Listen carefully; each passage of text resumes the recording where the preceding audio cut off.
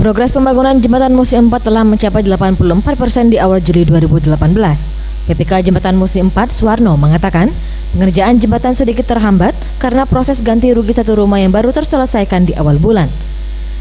Saat ini pihaknya masih melakukan pengerjaan pemasangan box girder dan pemasangan valcap jembatan hampir rampung.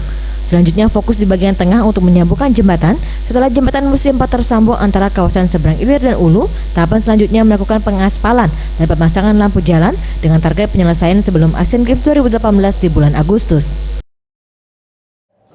Kendalanya itu untuk saat sekarang sih, kalau sampai dengan tanggal 3 Juli itu kan ada satu bangunan yang di pinggir jembatan itu adalah kendala bagi kami memasukkan material.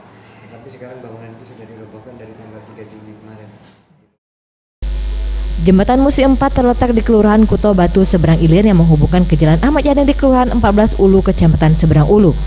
Memiliki total panjang 1.130 meter dengan panjang bentang utama 313 meter dan dilengkapi dengan jembatan penghubung dan jalan pendekat pada kedua sisi dengan anggaran pembangunan mencapai 542 miliar rupiah. Tim Liputan Sriwijaya TV.